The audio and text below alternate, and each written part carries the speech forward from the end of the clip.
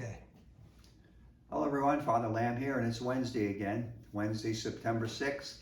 A couple days ago we just had Labor Day, and I'm really touched by the reading there on Monday, the reading of the day.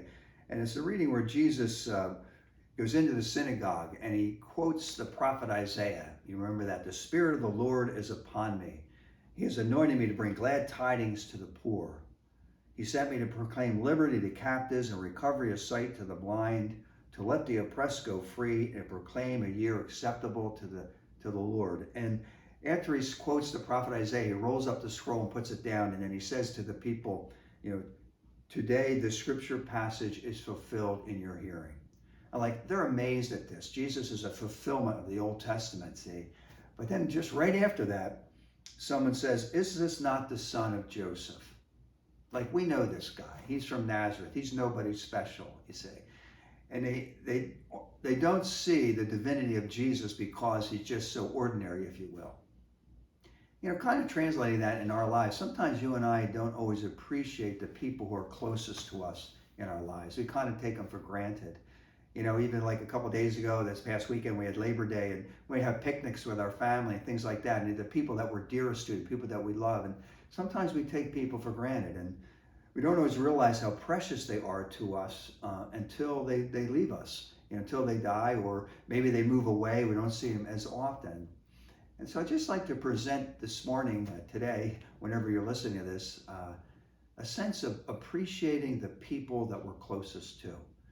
Because the people that we're closest to and we live with, we can rub against each other and drive each other crazy.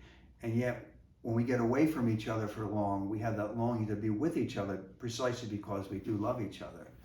So let's keep this really simple today.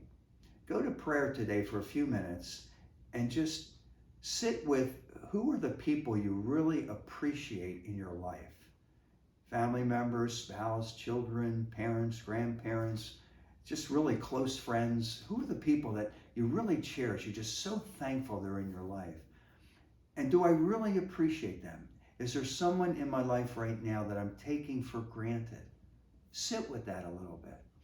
And if someone surfaces in your heart, see that as a sign from God.